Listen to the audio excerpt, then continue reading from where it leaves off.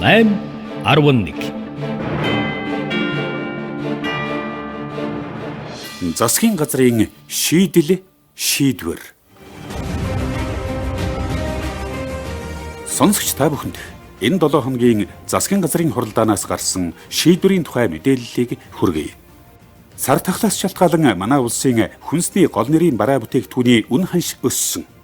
Тэр тусмаа махан бүтээгдэхүүн, гурил, будаа зэргээс эхлээд өргөн хэрэглээний бараа бүтээгдэхүүний үн ханш нэмэгдэж байна. Иймээс засгийн газраас хүнсний бүтээгдэхүүний нийлүүлэлтийн найдвартай байдлыг хангаж, үнийн өсөлтийг бууруулах чиглэлээр хэд хэдэн шийдвэр гаргахаар боллоо. Тухайлбал, энэ оныг дуустал мах экспортлохгүй гэж Хүнс хөдөө аж ахуйн хөнгө үйлдвэрийн сайд Мэнд сайхан хэллээ.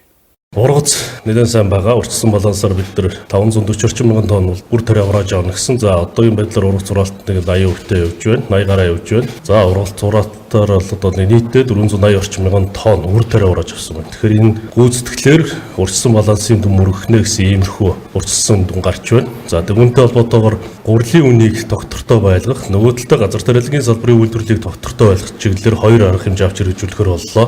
За эхний ээлжинд улаан буудаа энэ жил тариалт нэмэгдсэнтэй холбоотойгоор гурилын үйлдвэрүүд улаан буудаа илүүдл гарч байгаа. Тэгэхээр засгийн газар энэ дээр 100-аас 150 мянган тонн гурилын үйлдвэрийн тэнцэх стандартын шаардлага хангасан улаан буудааг засгийн газар их усаар гаргаж одоо судалж тэр илүү гарч байгаа нөөцийг худалдаж авах. За энэ үүгээрээ дамжуулж одоо газар тариалангийн салбарын үйлдвэрлэлийг тогтвортой дэмжиж гэсэн ийм бодлогыг гаргалаа шийдвэрийг. За нөгөө талдаа гурилын үйлдвэрүүдийг бас үн ханш тогтвортой байлгах, эцсийн үндэ ард түмэн дээр ирэх үнийн өсөлтийг, үнийн дарамтыг бууруулах зорилгоор гурилын үйлдвэрүүд дээр үйлдвэрлэлийг дэмжих эргэлтийн хөрөнгийн тодорхой их усрын шийдвэрлэх дээр яаралтай судлах үүргийг одоо ерөнхий сайд өнөөдөр засгийн газрын хуралдаан дээр өглөө. За мөн түнчлээ одоо гол нэрийн бүтээгдэхүүн бол ургамлын тосны асуудал байгаа. Дэлхийн зах зээл дээр ургамлын тос бол өнгөрсөн үеийнхтэй харьцуулах юм бол 60 орчим хувийн өсөлттэй явж байгаа. Тэгэхээр үүн дээр Хүнс хөдөө аж ахуйн дараагийн засгийн газрын хуралдаанаар дотоодын ургамлын тос үйлдвэрлэгчийг борлуулалтын нөөцөс чөлөөлөх хуулийн төслийг одоо засгийн газраар хэлэлцүүлж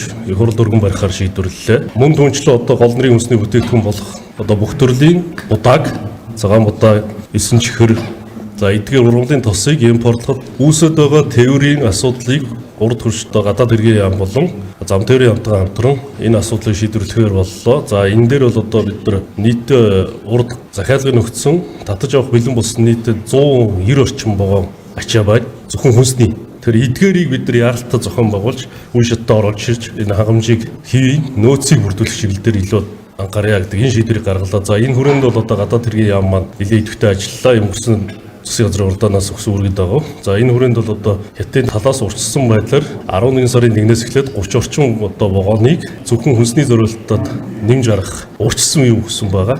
Мэдээллийг. Гэхдээ энэ шийдвэр бол албадчихаагүй байна. Одоо ойрын хугацаанд энийг албажуулах чиглэлээр бид нар ажиллана. За ийм шийдвэрүүдийг гаргалаа. За мөн түнчлээ одоо нарийн ногооны асуудал үүсэж байгаа. За энэний гол асуудал бол ерөөсөө гол асуудал нь Ирээн хот дээр гарсан ковидын нөхцөл байдал. Манай руу нийлүүлж байгаа нарийн ногооны нийлүүлэлт Ирээн дэх хятадын компани төвлөрсөн логистикийн төв дээрээс ачигддаг байсан. За Ирээн хотод энэ хөл хорой тавигдсантай холбоотойгоор энэ хүнсний хангам нийлүүлэлтийн түн маань Ирээн хотынхаа дотоодын хүнсний хангамжийг нийлүүлнэ. За одоо ямар нэгэн экспортын бүтээгдэхүүн гарахгүй гэдгээр мэдгдсэн үүнтэй холбоотойгоор хомсдол үүсэж байгаа. Тэгэхээр бид нар цаад гүнээс аль одоо төмөр замын бүртөөн дээрээс шууд замын үд хүртэл тээвэрлэх боломж байна. Мөн түнчлэн одоо энэ хугацаа болгонтой хадгалахад төвхтэй энэ бүтээгдэхүүнүүдийг хэрхэн шийдвэрлэх үүдэх дээр одоо хятадын төмөр замтай зам тээврийн сайд одоо дамжуулан ярьж одоо 10 орчим вагоныг хэрвээ бид нар зориултын вагон шийдэж чадах юм бол тодорхой гүнээс буюу шандуун мож гэдэг юм уу эндээс бид нар шууд замын үд татах энэ шийдлийг одоо яаралтай гаргахаар ийм шийдвэрүүдийг гаргалаа. Одоо эдгээр гаргасан шийдвэртэй холбоотойгоор сангийн сайд, эрчим хүчний сайд, зам тээврийн сайд, улуурхаан сайд гэдэг гадаад хэргийн сайдаас үргэлжлэн ажлын хэсэг 5 дахаас өмнө ерөнхий сайдад эцсийн байдлаар шийдвэрүүдэд танилцуулж эх 7 хоногийн засгийн газрын хуралдаанаар эцэслэн шийдвэрлэхээр ингэж тогтлоо. Манай улс энэ жил арвин ургац авч аж ахуйн нэгжүүд улаан буудаан хангалттай нөөцтэй болж эхэлсэн. Иймээс засгийн газраас аж ахуйн нэгжүүдэд дэмжиж 100-аас 150 мянган тонн улаан буудай худалдаж авахар төлөвлөсөн гэлээ. Хүнсний ногооны хувьд бид дотоодын хэрэгцээнийхээ 50 орчим хувийг хангаж чаддаг байсан бол энэ жил ургац арвин авч дотоодын хэрэгцээнийхээ 60 гаруй хувийг хангах төлөвтэй байна. Харин нарийн ногооныхоо дийлэнхийг гаднаас авдаг тул нийлүүлэлтийг нэмэгдүүлэх шаардлагатай. Энэ чиглэлээр бүгд найрамдах Хятад ард улсын талтай ярилцаж шийдэл гаргахаар ажиллаж байна. Хэрв хүнсний гол нэрийн бүтээгдэхүүний нийлүүлэлтийг тогтворжуулж чадвал үүнийг дагаад инфляц буурч иргэдийн худалдан авах чадвар сайжирна гэж засгийн газраас мэдээллээ.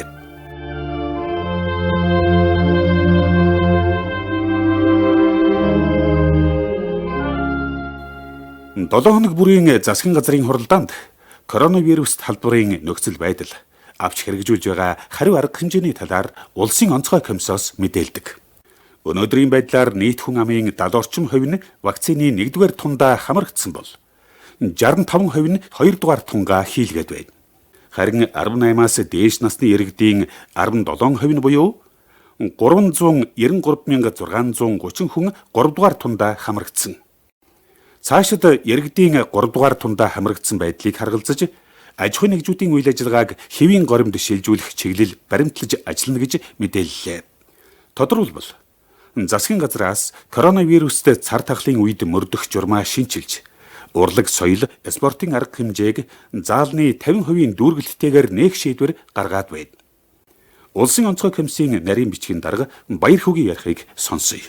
Өмнөх 7 хоногийн засгийн газрын хуралдаанд улсын онцгой комиссоос цаашдаа ойрын хугацаанд улсын онцгой комисс засгийн газраас барьж ажиллах ойрын хугацааны даван туулах дасан зохицох стратегийн ойрын хугацааны төлөвлөгөөг танилцуулсан. За энэ хүрээнд бол энэ вакцины нэмэлт тунд иргэдийг идэвхтэй хамруулах, мөн зарим төрлийн үйл ажиллагаануудыг тодорхой үе шаттайгаар нээх ийм үйл ажиллагаануудыг явуулах, мөн яг өнөөдрийн төвшөнд энэ халдварын тархалт нөхцөл байдалтай холбоотой бэлэн байдлын зэрэглэлийг тогтоож байгаа засгийн газрын 118 дахь тогтоолоор баталсан энэ коронавирус талбарын цар тахлаас урьдчилан сэргийлэх хүн хуулийн этгээдийн үйл ажиллагааг зохион байгуулах төр журмыг өөрчлөх. Өөрөөр хэлбэл бидний яриад байгаа 4 төрлийн зэрэглэл байгаа. Улаан, улбар шар, ногоон гэсэн ийм 4 төрлийн зэрэглэл байгаа. Энэ бол вакцинжуулалт хийгдээгүй, мөн салдварын тархалт дөнгөж эхэлж байсан, мөн дээрээс нь энэ вирусын халдвартай холбоотой бас зарим мэдээлүүд танигдаагүй ийм шин тутам байх үед батлагдсан ийм журам бол тухайн үедээ тодорхой үүргээ гүйцэтгээд дууссан байна. Тийм учраас энийг бас цаашдаа бас энэ вакцинжуулалттайгаа холбож хүн ардынхаа эрүүл мэнд, нийгмийн эдийн засгийн амьдралтай холбож бас тодорхой хэмжээний өөрчлөлт шинжилтийг оруулах шаардлага байна гэдэг утгаар нь тодорхой хэмжээний зохицуултуудыг хийхээр ингээд төлөвлөж байгаа. За өнөөдрийн хуралдаан дээр бас энийг нэг яаралтай зохицуулж шинжилт өөрчлөлтийг хийх юм чиглэлийг ерөнхий сайдаас улсын онцгой комисс өглөө. 11 сарын 1-ээс эхлэх үйл ажиллагааны тухайд гэвэл ер нь бол үндсэндээ улбар шар төвшөнд байгаа ч гэсэн засгийн газар улсын онцгой комиссоос энэ аж ахуйн нэгж байгууллагуудын үйл ажиллагааг тодорхой хэмжээнд дэмжих, эдийн засгийн эргэлтийг дэмжих зорилгоор 2021 оны 5 сарын эхнээс эхлээд урт хугацааны 28 хоногийн хөл хорионы дараачаас эхлээд вакцинжуулалт идэвхтэй явагдсан учраас бид нар бол аж ахуйн нэгж байгууллагуудын үйл ажиллагааг тодорхой үе шаттай нээсэн. Энэ үндэслэл нь юу вэ гэхээр коронавирус талбарын цар тахлаас урьдчилан сэргийлэх үйл ажиллагааг зохион байгуулах журам буюу аж ахуйн нэгж байгууллагууд дээр халдварын тархалтаас урьдчилан сэргийлэх дагаж мөрдөх журам байна. Энэ журамд заасан шаардлагыг хангасан аж ахуйн нэгжүүдийг тодорхой хуваар жишээлбэл ширээний 50% дээр ч гэдэг юм уу гэх мэтлэнгээр ингээд нээх боломж болцоог нь хангаж өгсөн. За нөгөө нэг бас нээх үйл ажиллагаа нь бол хариуцлагын гэрээ. Өөрөөр хэлбэл аль талдаа хариуцлагатай баяа гэсэн харилцан тохиролцсон юм гэрээ гэсэн. Урлаг, соёл, спортын тэмцээн уралдааны тухайд тодорхой хувийн 50% дүүрэлттэй явуулахын тулд тухайн аймаг орон нутгийнхаа аймагт бол аймгийн, нийслэлд бол нийслэлийн засаг даргын хамгийн газартаа хариуцлагын гэрээ байгуулнаа. Өөрөөр хэлбэл энэ хариуцлагын гэрээ байгуулж халдварын тархалтаас урьдчилан сэргийлэлт арга хэмжээг авч хэрэгжүүлэх тодорхой шаардлагуудыг биелүүлж байж энэ үйл ажиллагааг цаашдаа явуулна. Хэрвээ хариуцлагын гэрээ зөрчигдсөн, халдвар тархах нөхцөл бүрдүүлвэл хариуцлагын гэрээ цуслагдаж тухайн үйл ажиллагаа зохисох эрсдэл биелэгдэг. Аль талдаа бас нэг талаасаа хариуцлага ухамсарлах юм харилцан ойлголцсон юм бичиг баримтаа гэж ойлгож байна. Засгийн газраас аж ахуйн нэгжүүдийн үйл ажиллагааг аль болох чөлөөтэй, нээлттэй явуулах бодлого баримтлана. Гэхдээ иргэдийн 3-р тундаа хамрагдсан байдлыг харгалзаж шийдвэр гаргана гэлээ. Тэгвэл 2-оос 3 настай хүүхдүүдийг хизээ цэцэрлэгт хамруулах вэ?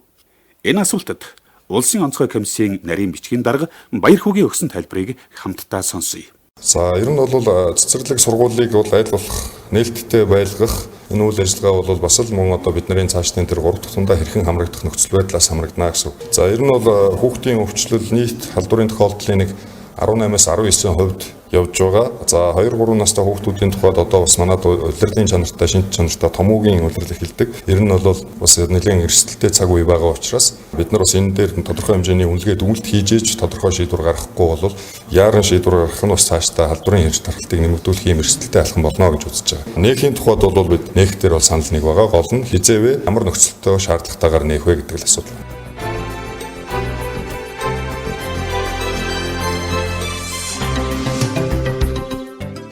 Энэ 7 хоногийн засгийн газрын хуралдаанаар авилгын эсрэг ажлын хэсгийн мэдээлэл сонссон. Мөн хөшгийн хөндөд суурьшлийн шинэ бүс байгуулах болон замын үд бомбын халдвар хамгааллын нөхцөл байдлын талаар хэлэлцсэн байна. Ерөнхий сайдын хэвлэлийн төлөөлөгч Болорт Туяа. Авилгын эсрэг ажлын хэсэг мөн 7 хоног бүрийн засгийн газрын хуралдаанд хийж байгаа ажлын явцаа танилцуулдаг. За өнөөдөр танилцуулгатай холбогдуулан ерөнхий сайд авилгын эсрэг ажлын хэсэг хууль зүйн дотоод хэргийн сайдны Баатарт тодорхой үүрэг чиглэлүүдийг өгсөн байгаа.